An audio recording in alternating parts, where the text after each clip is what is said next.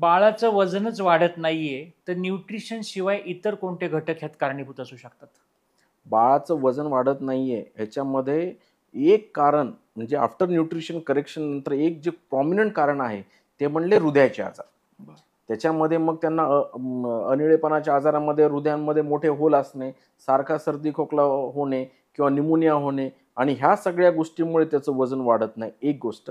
दुसरं म्हणजे cyanotic heart disease ज्याच्यामध्ये निळेपणाचं असतं आणि त्याच्यामध्ये इन जनरलच वजन आणि उंची ह्या बाळांची वाढत नाही. त्याच्यामुळे वजन वाढत नसेल बाळाचं, काही कारण नसताना किंवा सारखा सर्दी खोकला होत असेल, तर 100% तुम्ही हृदयाचं आजाराचं निदान कसं करता येईल ह्याचं मात्र 100% प्रयत्न हा करायला पाहिजे. कारण एकदा हा होल किंवा ह्या गोष्टी जर रिकव्हर झाल्या, तर मी बघितलेलं आहे, की एकेका महिन्यामध्ये बाळाचं वजन 1-1 किलोनी वाढतं. त्यांचे माइलस्टोन छान होतात. बाळाचं वजन खूप छान प्रमाणात वाढायला मदत होते. त्याच्यामुळे जर वजन वाढत नसेल, तर हृदयरोगाच्या आजारासाठी कार्डिओग्राफी करणं हे अतिशय इम्पॉर्टंट गोष्ट आहे.